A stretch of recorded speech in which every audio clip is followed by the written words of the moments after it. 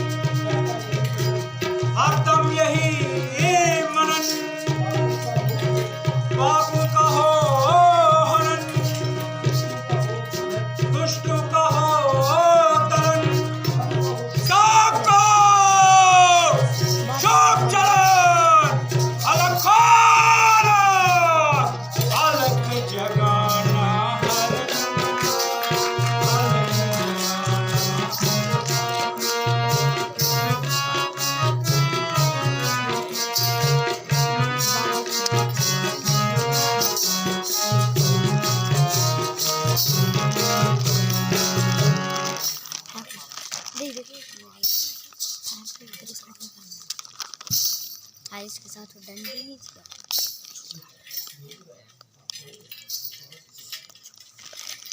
योगीराज, आप कौन हैं और कहां से पधारे? सुंदरी, मैं इसका क्या जवाब दूं? तुम्हारे सवाल ही तो दुनिया से निराले हैं। आखिर आपका नाम, कोई रहने का मुकाम?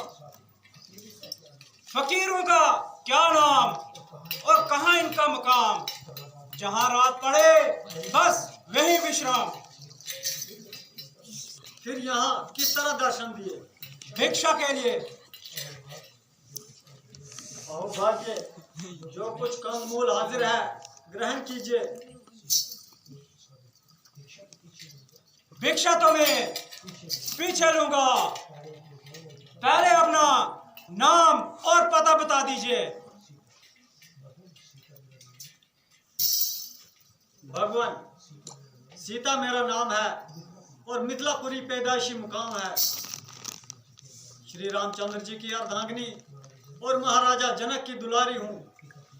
पिता की आज्ञा से मेरे स्वामी 14 साल के लिए वनु में आए हैं। उनकी सेवा के लिए मैं भी साथ पधारी हूँ। मेरे देवर लक्ष्मण जी जो मेरी सौतेली सास के जाए हैं वो भी हमारे साथ आए हैं। 13 साल से इन्हीं वनों में भ्रमण कर रहे हैं और आप जैसे महात्माओं के उपदेश श्रवण कर रहे हैं। इस वन के तमाम ऋषि मुनियों की हम पर बड़ी मेहरबानी है और ये हमारी मुक्तसर श्री राम कहानी है। सुंदरी, तेरी वार्ता बेशक निराली है और दिल को पिघला देने वाली है। ये हुस्न और ये जवानी जिसके होते हुए भी तुमने जंगलों की खाक छानी, तुम्हारी काबिल रहम हालत को देखकर मेरा दिल पिघल रहा है और कलेजा सीने से निकल रहा है। तो इस काबिल थी कि कहीं राजा और महाराजा के महलों को आबाद करती, ना कि इस तरह यूं ही जंगलों में फिरती और अपनी जिंदगी और जवानी को बर्बाद करती। महात्मन, आपकी जुबान से ऐसे शब्द शोभा नहीं देते। मैं बूढ़ी हूँ या जवान, लेकिन क्या बलिहाज उम्र और क्या बलिहाज मर्तबा आपकी पुत्रियों के समान हूँ। साधु सन्यासियों के लिए ऐसी गुफ्तगू करना वैसे शर्म है और जिसकी वजह से मुझे आपके साधु होने में भी भ्रम है।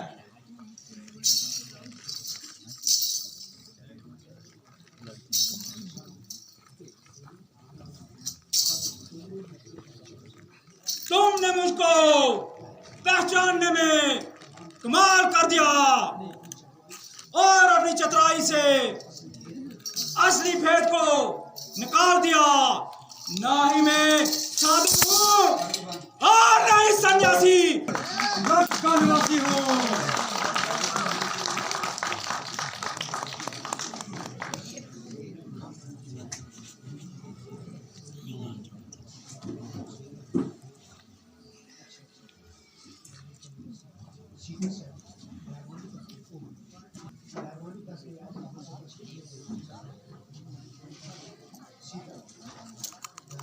मेहरबानी करके आप यहाँ से तशरीफ ले जाइए। बहुत अच्छा, तो फिर आइए। मैं कहाँ? मैं तुम्हें छोड़कर कहाँ जाऊं? जहन्नुम में।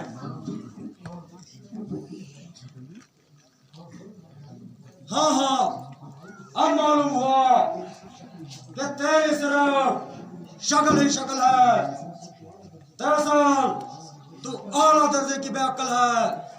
अरे नादान, सोच तो सही कि इस तरह कब तक अपने जीवन का निर्वाह करेगी और कब तक उस बेनाव के साथ अपनी जिंदगी तबाह करेगी। 14 साल का तो बहाना है, वरना उस बेचारे का इन्हीं जंगलों में ठिकाना है। एक दिन सर कटर कटर कर मर जाएगा और आकर तुझको फिर धोखा कर जाएगा। मेरे साथ चलेगी तो रावण की रानी कहलाएगी और सारी लंका तेरे पांव के नीचे आंखें बिछाएगी।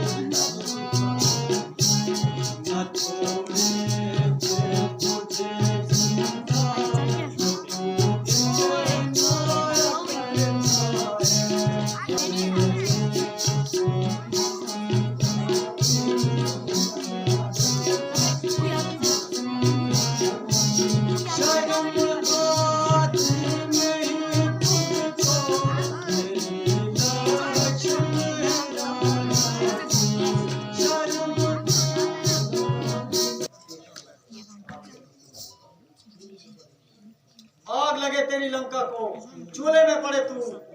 वो नाच के कुत्ते, ये क्या बकवास कर रहा है और क्यों अपनी मौत को तलाश कर रहा है?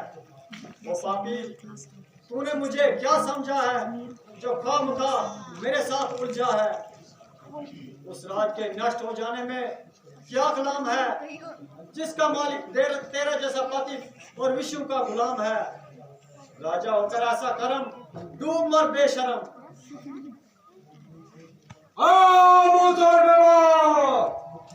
मट्टी मराठियों और इतनी तंत्रार, मेरी जबान बहुत निकल रही है, जो कैंची की तरह चल रही है। आखिर तो जंगल की रहने वाली वहशी है, इसलिए तेरी अक्ल और तमीज भी ऐसी है। मुंह में आया सबक दिया, हाथ में आया सब पटक दिया। तू क्या जाने कि एक राजा के साथ किस तरह काम करना चाहिए और उसको किस तरह से प्रणाम करना चाहिए। ताज्जुब है कि फिर आप एक जंगली, वैशी और बेतमीज औरत के साथ क्यों कलाम कर रहे हैं? मैं तुझको अपने साथ ले जाऊंगा और तुझको अक्ल और तमीज सिखाकर वैशियों से इंसान बनाऊंगा। चला जा, क्यों खोपड़ी खुजला रहा है?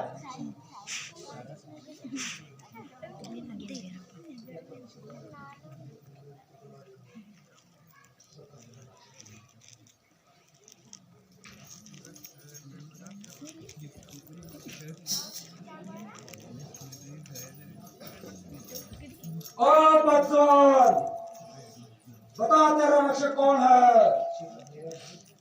मेरा धर्म। वो कौन सी ताकत है जो मेरे सामने आए? तेरा पाप। वो कौन है जो मुझको परिवार कर सकता है? मेरी आहें। वो कौन अपने साया को जो तुझको मेरे जबरदस्त हाथों से छुड़ा ले?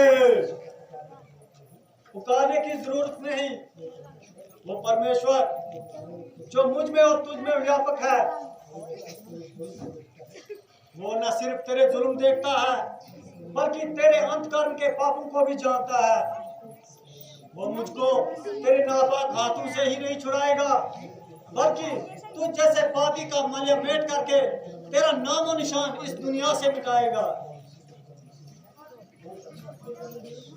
बहुत अच्छा, देखा जाएगा जब तुझको वो छुड़ाने आएगा। परमेश्वर, तेरी दुहाई है,